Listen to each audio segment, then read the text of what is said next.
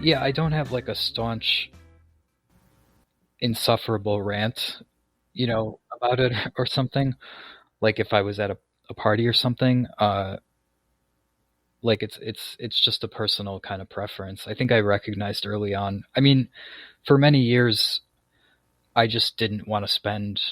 It just didn't seem worth the money, the extra $100 a month or whatever they cost. When I was just living as cheaply as possible, and then by the time it became a possibility, I just kind of recognized the benefits for myself of not having one.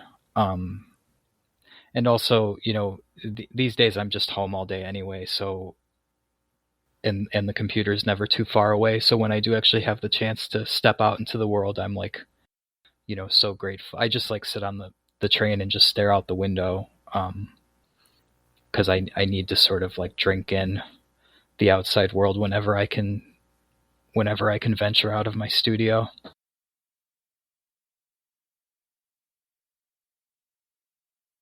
Well, I mean, one of the benefits that became obvious, I think when I dabbled in like the world of Tumblr, maybe 10 years ago, when I was just trying to get my comics out there, was, recognizing that I'm a compulsive kind of person. I mean, I have OCD, and I can just sort of, get into like mindless habits, for better or worse.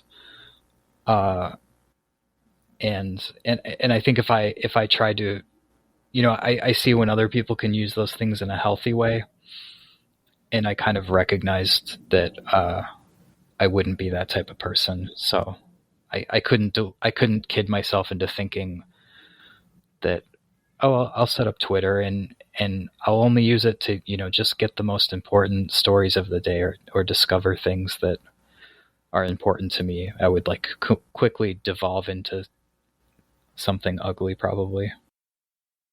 Yeah, I think that's fair, and I think it's an important thing to recognize in yourself.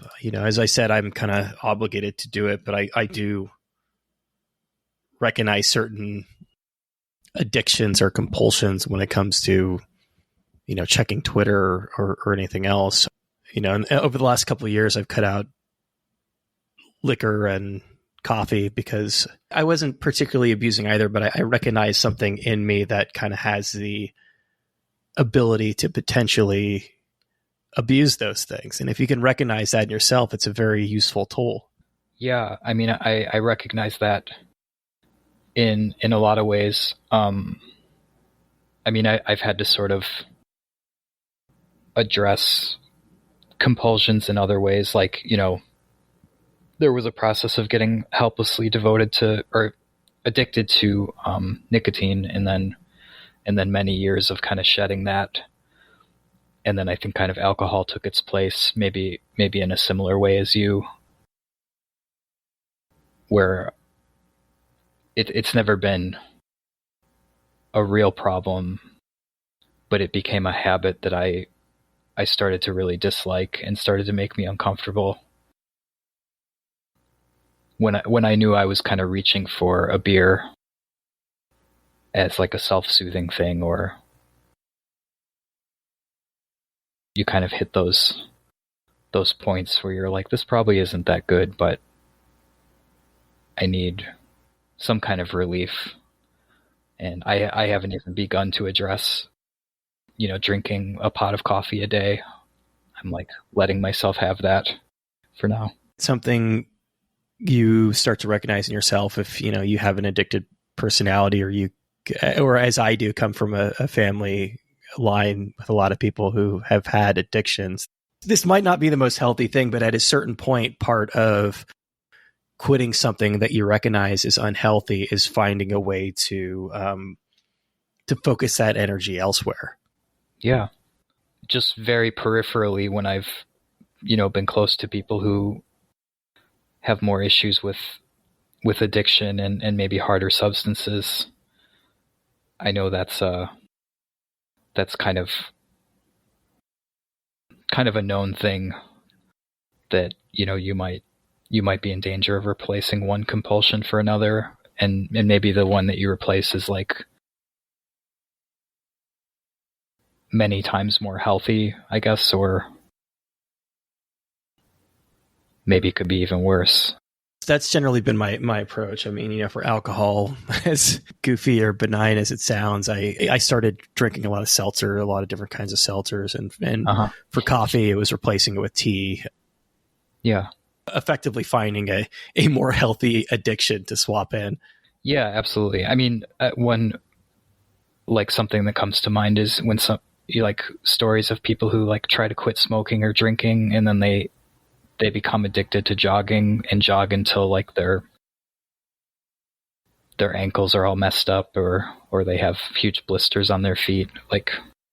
I think I might even be experiencing that right now. I think I'm dealing with some symptoms of long COVID, kind of brain fog.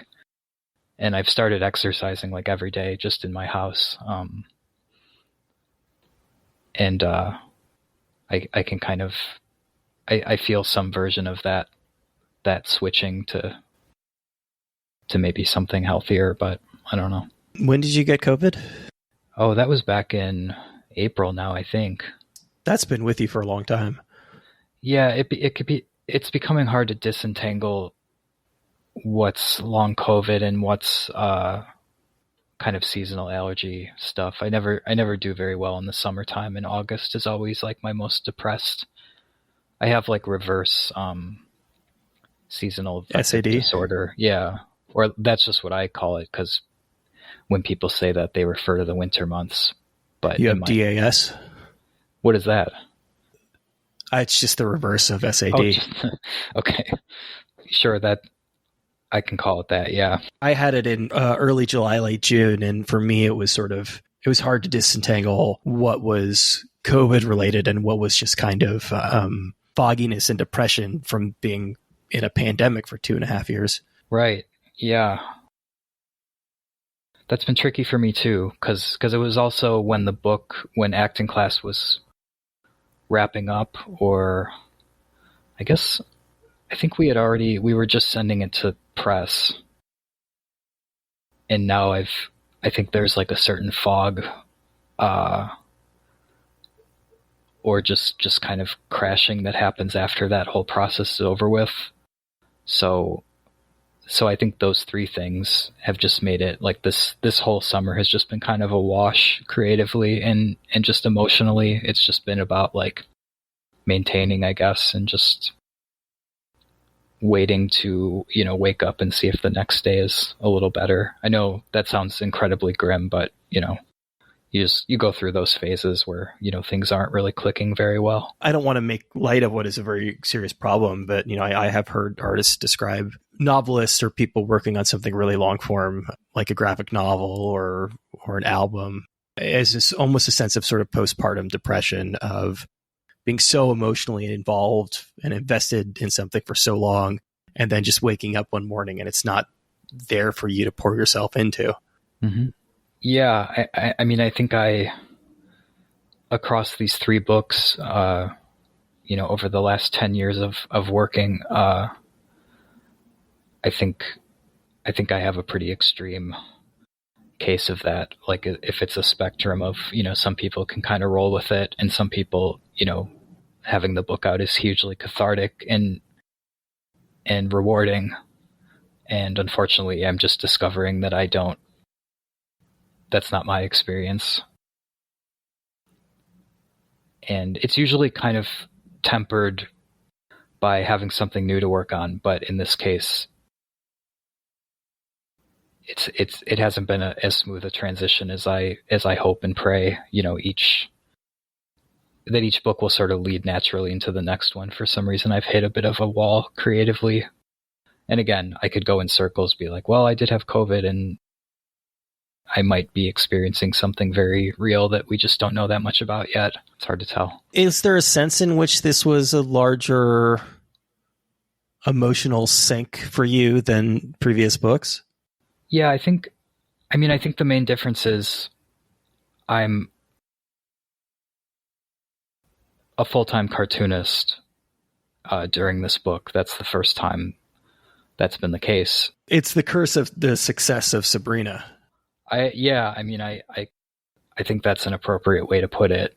that's kind of the downside of getting attention, that even when all that came and went and I just kind of continued working on acting class, I felt like I had been relatively kind of unscathed by it, that it wasn't, I was still working in the same way at the same desk, my circumstances hadn't changed, and I didn't feel that different. But now I'm realizing that it's a much different set of circumstances to put out a book when that's your livelihood.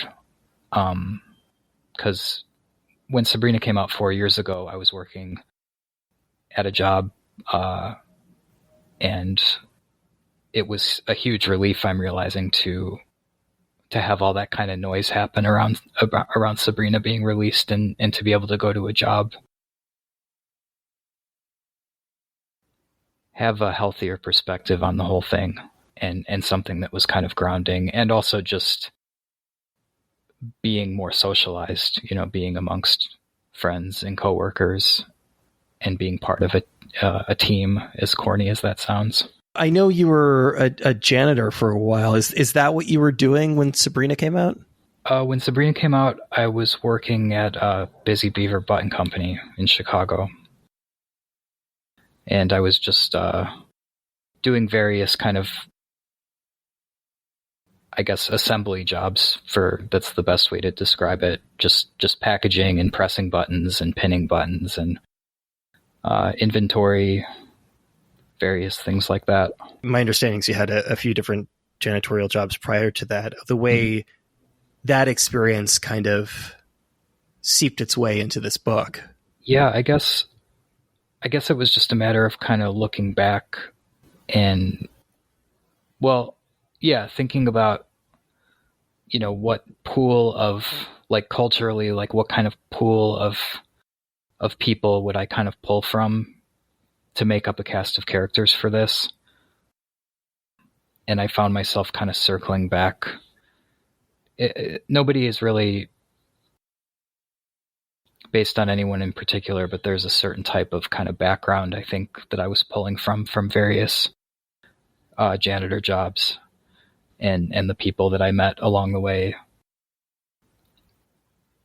It was certainly, when you're working the night shift at Whole Foods or working at, the Field Museum as a janitor, there's a sense of, the people that are working those jobs, are trying to just maintain, they're existing. Not to say that, they don't have rich, fulfilling lives and children and a life outside of work, but, there's you have to kind of accept that, like, there's no pot of gold at the end of this road. Like, you just have to sort of make, I shouldn't speak too much about, because it's like, the whole concept of work is, like, very fraught, and, like, you don't want to be like, well, just whistle while you work. It's like, people deserve more than what they get in our current, climate. And, I worked with a lot of people who were literally working themselves to death. So it's a tricky subject. This isn't something that, had even occurred to me before, but I think especially a job like janitorial work, there's a sense in which for the people shopping at Whole Foods, or in this case at the school, that you're almost this background character in other people's lives. Yeah. I mean, for myself, that was the appeal of those types of jobs. I had always sort of gravitated towards that.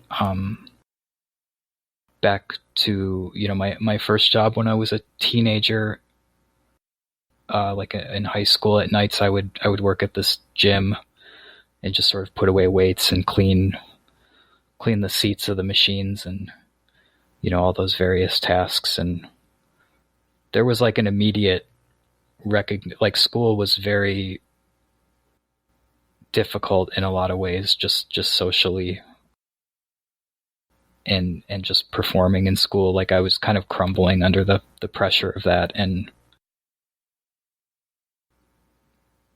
I kind of remember that job more. I certainly remember that job more fondly than I do, being in high school.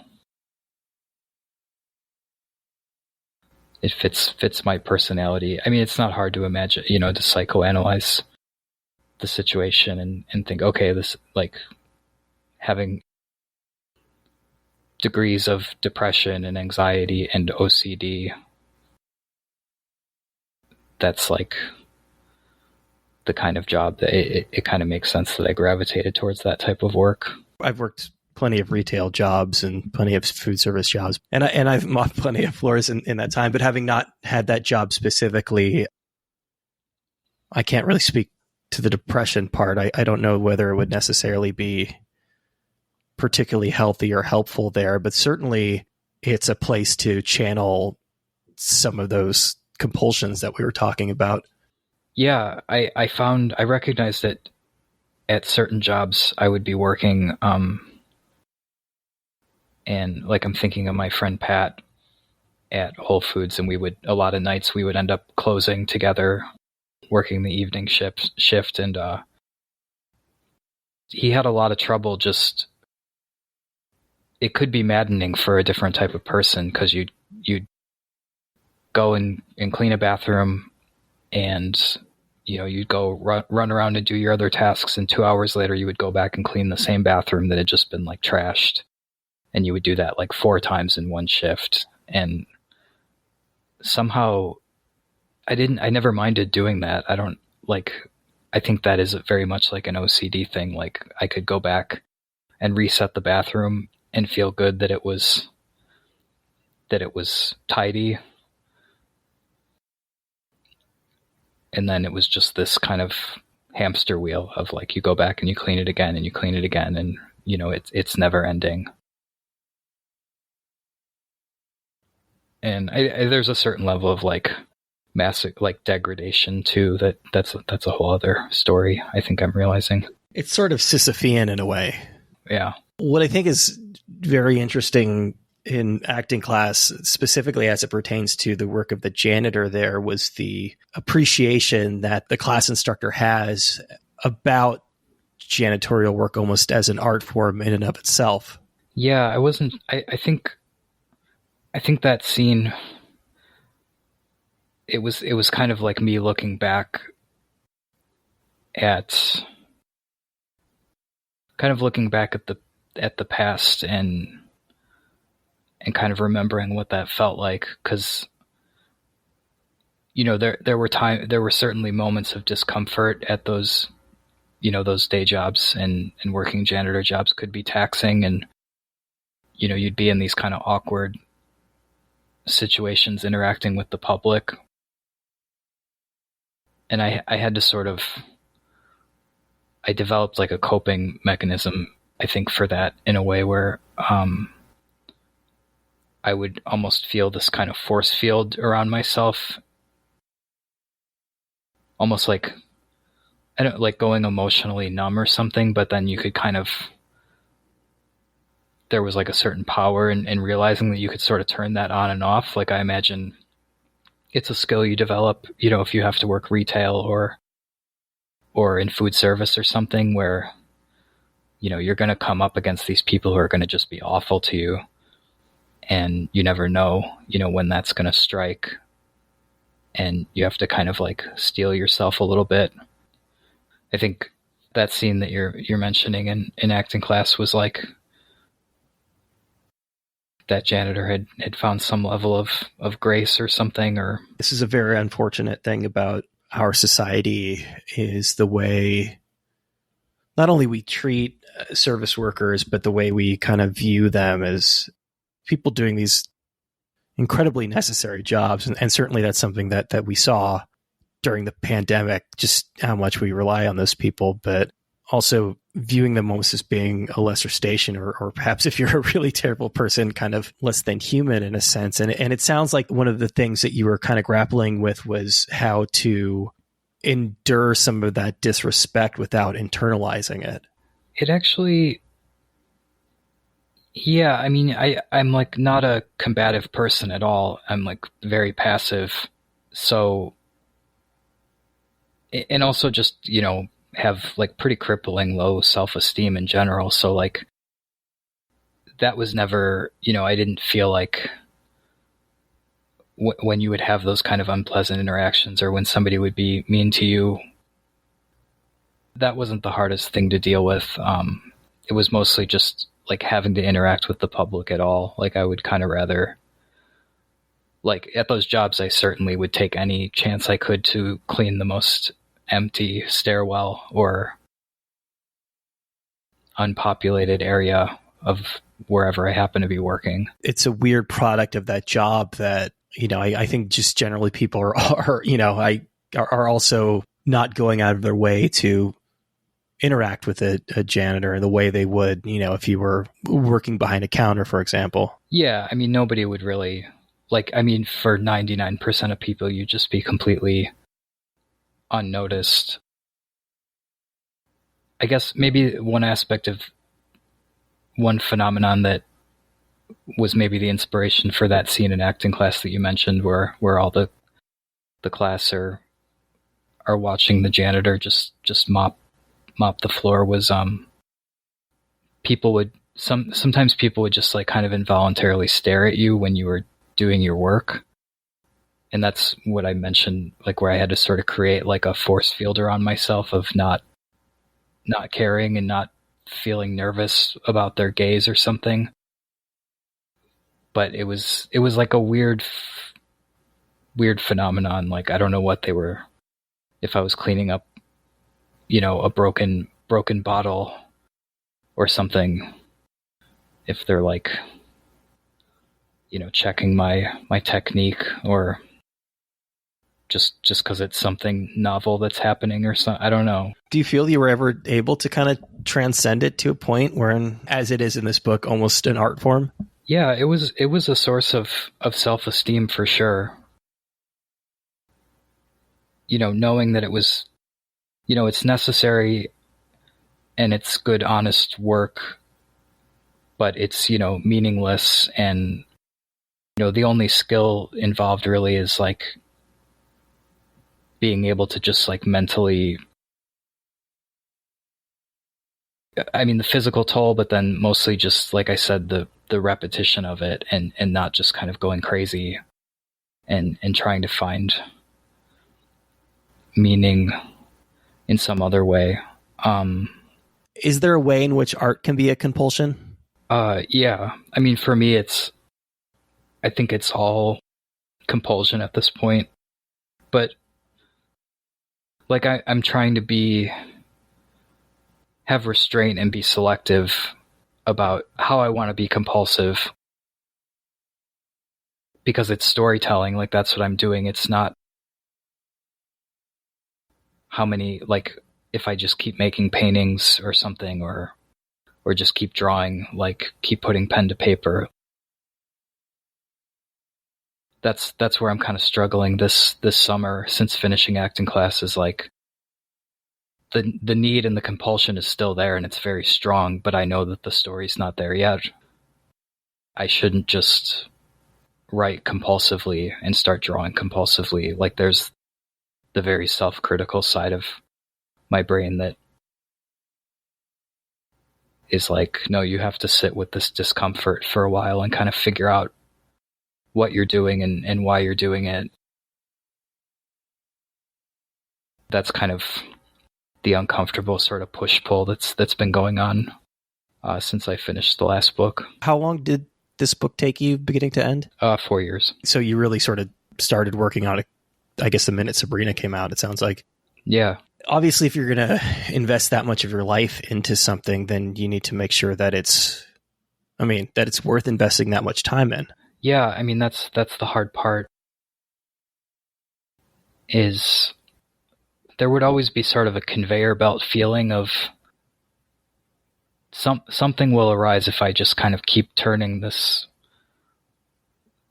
Like I have a topic in mind for this next book, the same way I had a topic just in the most general sense. It was like, I'm going to write a book about an acting class. And before that with Sabrina, it was going to be, I'm going to write a book, about kind of a online conspiracy theory. And I have that with this book, but it's not something is kind of snagged where the ideas aren't generating the way they have been over the past 10 years. And I think it might just be the subject is like a little too unwieldy and broad, and it's probably not that interesting to talk about this without, where I can't actually go into the specifics. But just in general, that's kind of the issue right now, is that the ideas aren't just naturally kind of organically generating, and then that leads to, pretty significant self-doubt about maybe this is another part, some other part saying like, you put your eggs in the wrong basket. This isn't the right subject, and then I'll kind of drive myself crazy going back and forth where, no, maybe it just needs to be worked through, and there's something there that I'm just not seeing, not having that much clarity about it. From the outside, I can certainly understand how sitting down one day and deciding that you're going to work on a book about a conspiracy theory, it's not easy, but I guess it's easy to imagine that really manifesting itself into a book. But specifically, what was it about the idea of an acting class that you felt like you could hang, 270 pages on? Yeah, I think those things just kind of appeared. There was like enough uncertainty about it. I didn't quite see the whole thing laid out, but there was enough that was intriguing about it that I just felt like, it was worth kind of sinking everything into that subject. And I think those things at the beginning were the ensemble nature of it. I liked the idea of just kind of moving freely between a larger kind of, like the cast almost being too large or something, where you couldn't really like settle on one storyline. And there was something intriguing about the dynamic of a classroom, which it's been many years since I've been in that kind of situation, but there's like an inherent kind of tension in the classroom, at least most experiences I've had. Yeah, something about kind of adult education, or like a quarter to midlife crisis that people might find themselves in, where there's like a certain restlessness where you find yourself at a community center or at a church group or something, just trying to, or a self-help group or an addiction support group or something like that, where you just realize you need to get out and be amongst other people, and all those things. Like, I was kind of circling around all those things at the start, and that was kind of the most basic start of the whole thing, I guess. A question that I've seen a few people put to you about this book, and understandably so, I think it's a good question, and I get why they asked it, is whether you had taken an acting class in preparation for this, and you didn't. And I'm curious if there's almost value in not having had that experience and still attempting to interpret it. I hoped that was the case when I started, because I realized pretty quickly there was just no way I was going to take an acting class, or even I can't imagine a situation where someone would allow me to just sit and gawk and take notes at an acting class. So the best I could do was just kind of read a few books, look up some videos online, and do some reading, and then just kind of intuitively work my way through the subject. And yeah, I realized once I started writing, and when the teacher, the character John, starts kind of laying out his class, that I could kind of get away with doing something different, that an actor wouldn't pick up the book and feel like they needed to scrutinize it or something, or that if it didn't feel authentic, that would be irritating or something. That it's kind of its own thing that doesn't really bear it didn't intentionally bear any resemblance to an acting class. I mostly made up a lot of the exercises and things. I don't think that this book could function, or at least certainly wouldn't function in the way that it does if it was an orthodox acting class. Yeah, I mean, when I was putting parameters on myself, when you asked about, when it was in the very early stages of, just thinking about an idea and not even necessarily writing anything down, it became clear pretty quickly that as much as possible I would avoid, I pretty much entirely avoid the realm of being an actual working actor, and, knew that I wasn't really interested in, having characters who aspired to be on the stage, or that, their class wasn't leading towards, actually doing something functional or making art, or, putting on a performance or something. Those avenues of where the story could have gone just never opened even a little bit for some reason. It just didn't seem to fit. It's a quiet thing, but it's a thing that I do really like about the book, because it is something that I haven't heard discussed a lot, is how many of these adult education or continued education or, extracurricular, or I guess extracurricular isn't the right word if you're not actually going to school, but, after work classes are, for a lot of people, less about those grander ambitions and more about socializing with other people, or, perhaps learning some kind of transferable skill versus wanting to pursue this thing professionally. Yeah, absolutely. I mean, as we're speaking, I haven't thought about this in a long time, but the first art classes that I took outside of high school were when I was going to community college just down the road, to try to, kind of transition into adulthood. And it was an interesting place where we took an oil painting class, me and my 19-year-old friends, and mixed within the class were retirees who were just taking it. They kind of, I guess the school was just set up in a way where they would put students who were actually pursuing associate degrees right alongside people who were taking these classes, just as continuing education, or just as a fun exercise. And it was really nice to see, I'm glad I had that experience before, jumping into art school. There was a guy, this retired welder who painted, just painted mountains and stuff. And it was, nice to see that, yeah, there's obviously not any, it's just a pure pastime, or, the only thing you're chasing is maybe the feeling of, satisfaction that comes with making something, or just getting out of the house. It becomes increasingly more difficult to make friends as an adult when you don't have school or these kind of predetermined events that you go to.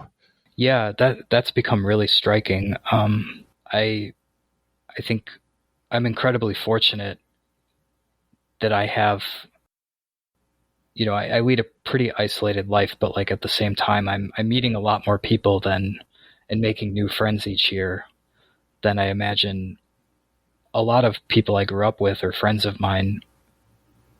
That's just been interesting to observe how quickly those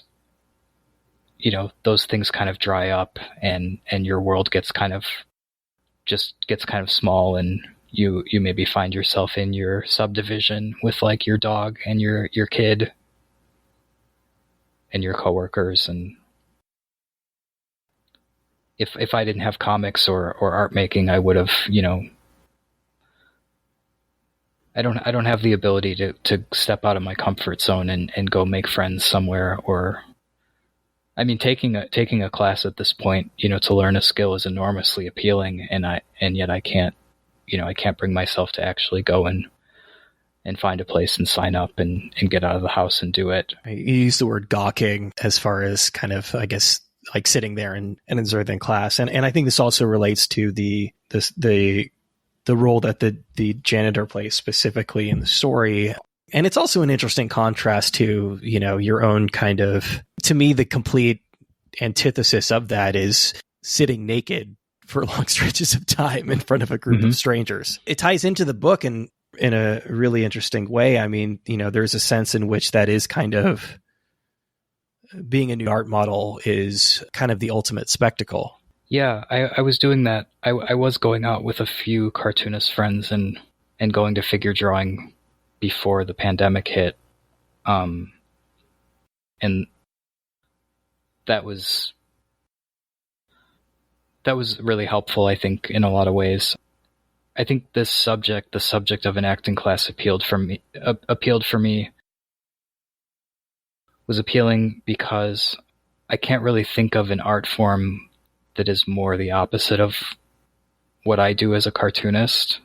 There are cartoonists who are more performative, they're places you can go to sort of perform your comics and be, something of a performer or a public figure, but, what I do is just alone at home. It's like the least collaborative kind of thing possible. It's human nature to be in a setting like that, to be in a figure drawing class and to see somebody posing and wonder what's going through their head and wonder what in their life led them to do that and what their life is like when the class is over. Yeah, I mean, that's a way more extreme version of, being stared at as a janitor when I was, mopping the floors. And I do, like, I mean, I think the environment is like, it feels, at least from my perspective, feels like very neutral. Like, I think the only way that you can actually stand there and draw the model is to, like, let them to not, they probably don't want you thinking about that stuff. So, like, they would rather just, like, objectify is like a terrible word in a lot of ways, but they want you to just, you're just measuring the length from, their forearm to their elbow and trying to get the shade of their hair right, or, Sure, or other parts of their anatomy. But I guess now looking back, like, yeah, it is an interesting sort of situation. Yeah, I just spoke to Kathleen Rooney, who's a writer here in Chicago, and apparently she did that work for at least a little while, and wrote a book about it that I'm really curious to read. Just like a memoir about her experiences as a figure model. It sounded interesting. Yeah, well, I'm looking at it now. It's Live Nude Girl is the title. Julia with D&Q sent me, I don't know if they were behind it, but there's a really great short, like 10 or 11 minute video where you and your wife are interviewed and you walk through a lot of the processes that went into making this book. There's almost a few extra steps that I haven't seen many cartoonists do, either literally or figuratively. The last few months, I guess, off and on, I've been making all of these heads as, I guess, figure studies for a future project. Almost like casting with these heads, starting to take shape when I look at these figures. The process of making heads, of literally like sculpting heads, is an interesting one. How did you settle on that? That was that's just been a recent development, I guess. I feel like when I said the last 4 or 5 months have just been kind of a lot of wasted time. I mean, I have made like 30 or so of these clay heads that are they're pretty slow to make. because it's, I'm just learning as I go. I don't actually know what I'm doing. So I've just been kind of experimenting with it, but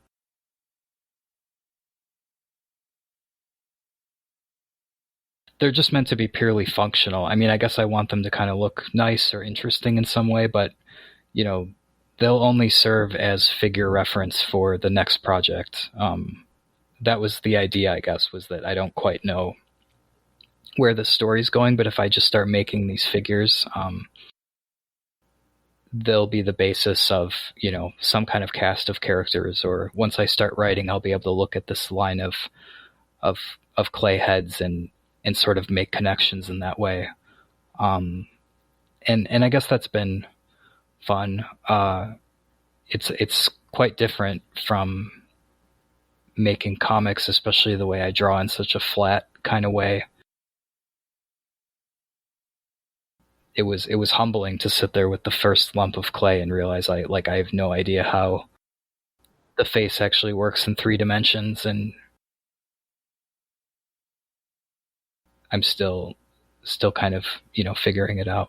Yeah, it's that classic thing. I mean, I think the best sort of pop cultural example of that is The Simpsons, where if they're not at 3/4, they look really weird. And it's just a result of, I think, a lot of artists, especially artists who draw in a minimal way, aren't used to interacting with their own characters in 3 dimensions.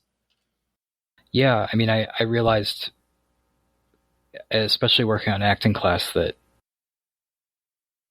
I would try to approach each composition or each panel as, kind of an individual thing that, flows in the story, but you just find you have certain angles that just seem to work, and I could probably, create a few buckets of, more or less kind of angles of faces that I kind of rely on. It's interesting now that I have the 3-dimensional heads, and I can kind of, hopefully, ideally, when I'm deep into a comic, I'll have that figure there, and I'll just be kind of turning it, and maybe it'll just make the comic come out in a slightly different way. That's what I'm hoping, at least. The heads and the glass paintings that you did, were they a part of putting together this book? No, not acting class. The glass paintings were, but the heads that you referenced in the video, I've just made over the past couple months. It was like a kind of something to decompress after finishing acting class. Your style has, I don't know if evolved is the right word, but that you've taken a different approach than you did with Sabrina, where it is a bit more detailed. But I find it really striking that there's a couple who look very similar to one another. Was that by design? No, not really. I mean, I wrote the book more or less chronologically, so that first scene that they're introduced in is the first thing I drew. And I think I was still figuring out. I'm just very stunted, I'm realizing, as far as introducing variation in my comics, or they're not very dynamic, I guess, on the page. And I just have to I'm always kind of fighting against that, but then I don't know if that's just where I feel comfortable, and I should just accept that, to use kind of musical analogies, a lot of the music I like, not all of it, but I have a penchant for odd or kind of off or crude things, maybe people who don't have conventionally nice singing voices or something. I shouldn't worry about that so much. I'm getting kind of off topic, but yeah, as far as those characters happening to look very similar was more like a limitation of my own style, my own ability to sort of make, distinct faces. Yeah, maybe even the impetus for making the clay heads, is to have some more distinction in some way. I would argue that there's a sense, and maybe you can't appreciate this, but I certainly do as a reader, having read your 3 books there, and you, again, in that video, which I'm referencing a lot, so people should probably watch. It's quite good. You discuss the Chicago specifically, but the Midwestern setting of your work broadly as, these sort of like these flat, drab colors. I've never lived outside of Cook County, so it's just an ingrained landscape. I don't find a lot of it unattractive, but the landscapes, like a lot of it looks bad or just kind of bland or ugly. It makes it kind of easier to find the things that jump out to me, at least. There's a sense in which I think the characters really fit into that, and that's a good setting for them because of those limitations. I think I did realize at a certain point that there was kind of a pairing of my storytelling sensibility and my worldview and the landscape, maybe as far as I see it, that I grew up in, even though I'm very, it's a bias. Like I'm probably selecting and choosing to kind of frame things in a certain way, to make things like it's skewed by my worldview. So I hope there's kind of a synthesis of those things. But then, the struggle or the self-doubt kicks in when I start to wonder, as far as the art I like, there's a wide variation, and I really appreciate the people who do what I can't do, and I think I start each new book project thinking that I'll, be able to kind of